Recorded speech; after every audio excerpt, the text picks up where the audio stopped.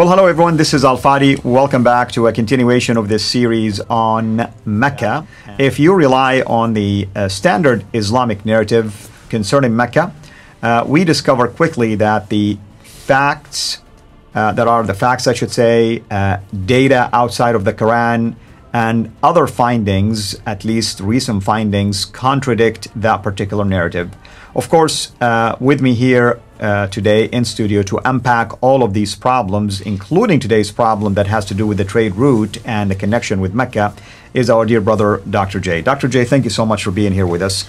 Tell us about yet another problem that has to do with Mecca, which is the trade route. Yeah, so obviously we've already gone through the maps showing it didn't exist geographically on any map. We've gone through the Qiblas, which proof categorically Gibson showed that it did. There's no mosque facing it up until 727, over 100 years after it was canonized by him in 621 supposedly, or 624. So here is the difficulty. They've got to find some reference for this city. Muslims are desperate. And to their aid came Dr. Montgomery Watt in the last century. Montgomery Watt came and says, oh, I've got the solution. The solution is very simple. It was the center of trade. Now, we know this, the traditions, the standard Islamic narratives is very clear that Muhammad was a trader. That's what he did. That was his business. Khadija, his first wife, was a trader. Right, and he was the business manager for her, right? Exactly. And so he was trading on north, south, east, and west. He went up to Gaza, you name it, he was there. So obviously, if the standard Islamic narrative is correct, then Mecca has to be the center of trade. And that is a given. Every Muslim knows that since they're knee-high to a grasshopper, that Mecca was a center of trade. Montgomery Watt came to their aid. And let me just go through and we'll put up right here. Let's look at a picture and let's look at the map. So this is how the trade route theory goes. Now, according to all the Muslims, according to the Westerners, everything that we have been taught, all the trade was coming here from China and India, and it needed to get over there. It needed to get over to the Mediterranean because that was where the civilized world was. How do they get from here to there? Well, they couldn't go this direction because, look, you have all the mountains here. You have the Hindu Kush here, and you have the Himalayas. This is where I grew up. I grew up right there.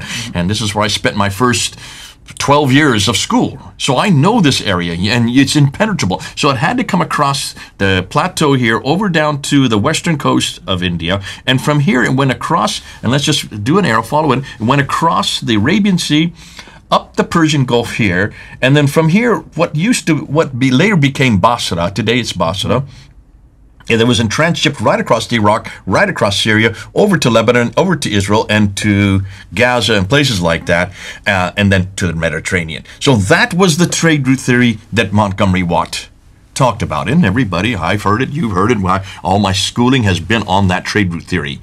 Until Patricia Crone, back in the 1980s, she looked at it and says, hold on a minute. And here's the difficulty. You have the Sassanians, right? There they are right there. These are the Persians. And then you had the Byzantines up there. So the Byzantines are up there. They shut it down. So the Byzantines, because they were going to war. When you go to war, that becomes very dangerous. Now, because it's so dangerous, they had to shut it down. So we put an X there, and we shut down that trade route now. There's no more long trade there because no trade could go up through the Persian Gulf. It had to be redirected. So what Montgomery Watt had said was this. This is what Montgomery Watt. Okay, so that got shut down because of the wars that were going on from the 5th and the 6th century up until the 7th century. For 200 years, back and forth, Byzantine, Sassanians, you come this direction. And so we're going to put it here. And this is what he went. He came down from to the Arabian Sea, over to Aden. Right. And redirecting it this way from Aden, it went 12 and 50 miles up to Gaza in the north. So he solved the problem. And of course, all the Muslims were wiping their brows because our good old friend Montgomery Watt now proved that Mecca, which is right here, had to be at the center of the trade because they were the control of the trade both north and south. And of course, as the Muslim standard Islamic narrative says, not only did they control the trade north and south, they also controlled it east and west. Patricia Crone looked at that and she saw a problem. Now, I don't know, can you see a problem with that? Well, I see a simple problem. Look where Mecca is positioned. Well, we have mountains. You have the plateau. You're right. Yeah. And she noticed that. She says, hold on a minute. Now, let's look. And this is what she said. All right, let's take away that 1,250 miles by land. And let's look and see what that is. If you look at it carefully, there's a plateau there. You see the Western Plateau? And we know very well that it went up from Aden here, and it would have gone up to Taif there. But according to the standard Islamic narrative, it would have taken a detour off the plateau down to Mecca here. So you can see Taif is right here where that circle is. And you see there's a detour down to Mecca, which is 1,000 meters down. She said, why would they go 1,000 meters down, and then from there, it would come back up to Yathrib. So that's Yathrib there, where that circle is, right? And then from Yathrib up to Gaza in the north. Can you see a detour there? It's pretty obvious. Exactly. It's almost like you're forcing the narrative to have Mecca included if you want to follow something like this. On top of that, she also knew that Mecca had nothing to accommodate any caravans. If you have caravans of camels, you need to have food, which means you have to have vegetation. You need to have water, which is what not only gives you the vegetation. Mecca has neither of the two. It is as barren as you can get. There was nothing there would have accommodated. That's why all the oases are up along the Western Plateau, because that's the only place where there was vegetation. But that's way away from the coast, and it's a good 1,000 meters and up above both Mecca or where you were born and grew up in Jeddah.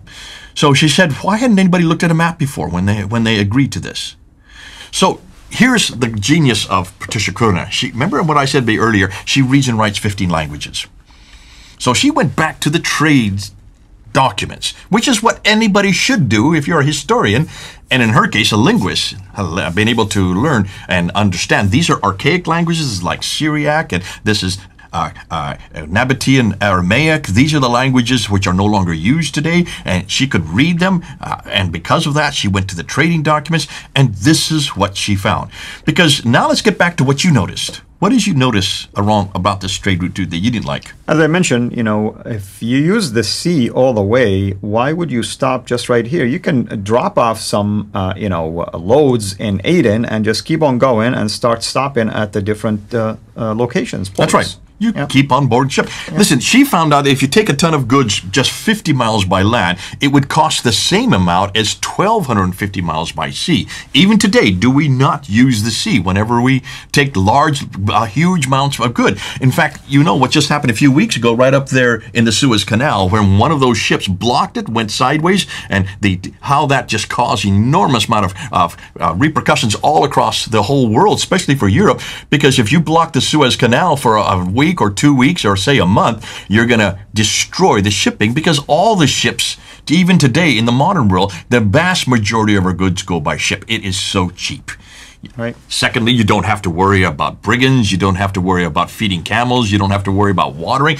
All you need is wind, which blows the sails. So the Red Sea would have made absolute sense. So she went back to the trading documents over here in the west coast of India, and she went back and found out that all the trade went this way. Let's go back and see what she found. And it's fascinating because my 10-year-old son actually understood this. So she said it went this way across the Arabian Sea. That's why I'm making it with green arrows. It went around. Some of them you could stop at Aden to get supplies. Of course, no one suggests you don't stop at Aden. Right. But you didn't stop there and take everything off board there. You would stay on board ship, and what they did is they went to Agilis. See Agilis there? Yeah. That's where they went to. And then from Agilis, they went across up the Red Sea all the way up to Petra. And then from Petra, they went to Gaza. So can you see this then? And from there, they went all over the Mediterranean. Which is at the corner of the Mediterranean. It makes sense. That makes sense. And she just completely debunked the trade route theory back in 1987 with a book she wrote called MECCA Trade and the Rise of Islam. And remember, back then there was no Suez Canal, so they had to do this kind of stoppage here and take it from there. That's why they went up the Gulf of Aqaba, and then from the Gulf of Aqaba, what is today now? I think it's Eilat now? Right, yeah. That's where they went then on up to through the Petra. Mediterranean too, yeah. Petra's going to come very important. We've already talked about Petra because Petra was not only where all the mosques were facing, it was a center of trade at that time. It was Petra that dominated the trade. And the reason why is because of the Red Sea. Right. Now, that debunked it there in what you may call back in the 1987. But hold on a minute. Hold on a minute. She said that it went up the Red Sea, right? She said that all the trade went from the Red Sea in 1987. we've just learned something new. And I'm going to introduce that in the next episode. Because the next episode, I'm going to confront even Patricia Crone now with something we have just discovered this year in 2021. But I'm going to let you hold off on that because I'm going to now confront your city, Jeddah. Because in order to go up the Red Sea, you have to have ports along the Arabian coast, right? Jeddah to support Mecca, Yanbu to support Yathrib. Yeah, and we need to explain to people why this is important. And me being someone who grew up in Jeddah, by the way, I was born and lived near the port, actually. I mean, it was like 5 minute walk to the port itself. So it is a port city. Port is important. I've seen, merchandise and everything else come through that, whether being exported or being imported. So you need a gateway into the inland. So how can you get the inland without having a port city? That's what Eden would do for Yemen. That's what Jeddah would do, for instance, for, the inland from the Hijaz area, and the same thing for the Yanbu. You'll find the same thing over there on the Arabian Gulf or the Persian Gulf. So port cities are intended to be the gateway for entrance of goods. So because everything goes by sea. Right. Exactly. I mean, that's what it proves the importance of sea. I mean, you just think about it. I mean, would it be better off to offload everything in Eden and risk now using camels and going through the danger of, basically being robbed and so many other things? Or you just put, certain loads for Eden and other loads for Jeddah and other loads for Yanbu and so on and so forth. Yeah. The great thing about sea is you can see your enemies coming towards you in a long distance away. And more than that, you can either outrace them, or more than that, you can pretty well defend yourself. And that's why sea was always the chosen way of transportation, has been for millennia. It still is today. Now, with that in mind, I'm going to introduce in the next episode something you have never seen before. And I don't want to really take my thunder away, because we're going to do something to your city that you've grown up with that you're not going to like. But that's for the next episode. Well, folks, until we meet next time to explore this new information, and I'm being now serious, definitely this is something new that we will be addressing for the first time.